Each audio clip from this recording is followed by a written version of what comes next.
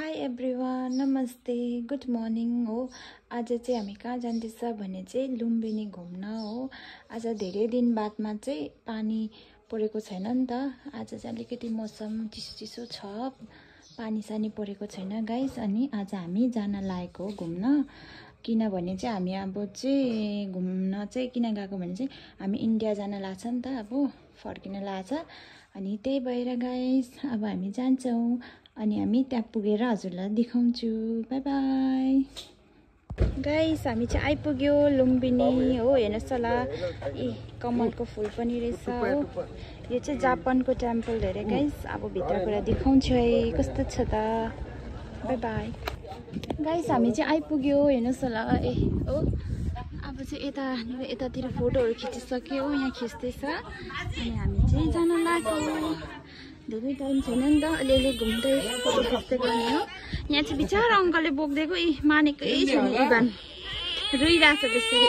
मानेकै छैन गाइस। यो चाहिँ सिङ्गापुरको टेम्पल हो। हेर्नुहोस् होला, यो चाहिँ अलिक सानो छ भन्नुहुँदै थियो है। हेर्दा त ठुलै रहेछ गाइस। हेर्नुला सिङ्गापुरको अरे गाइस। यस्तो छ, सिङ्गापुर रहेछ गाइस। बाई गाइस, भित्र चाहिँ यस्तो रहेछ। अब सिङ्गापुर नगयो भने सिङ्गापुरको टेम्पलमा चाहिँ आइपुग्यो हामी चाहिँ।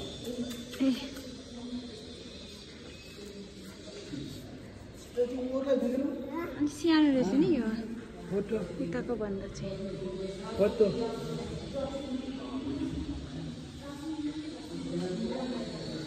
लामा यहाँ बसिरहेछ बिचारा।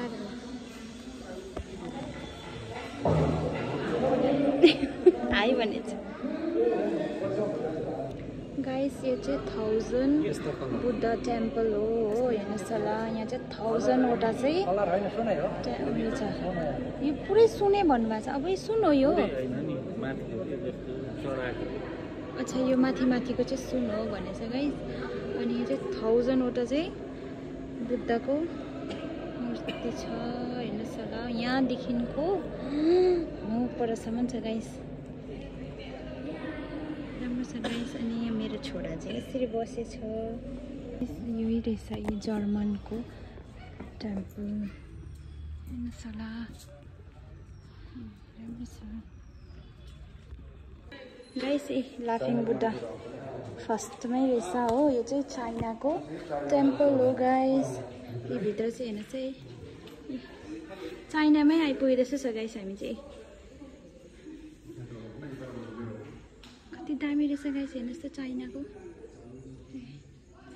चाँदी चौक भन्दैछ मेरो हस्बेन्डले चाहिँ गाइस। यो चाहिँ चाइनाको टेम्पल हो। अब फेरि भित्र जान्छौँ गाइस। गाइस, यो चाहिँ कोरियाको टेम्पल रहेछ हो। यो चाहिँ भर्खरै बनाउँदै रहेछ, खासै फिनिसिङ चाहिँ भएको छैन रहेछ, मूर्ति राखेको छैन। अनि यतिकै बाहिर घुम्ने हो। राम्रो छ गाइस।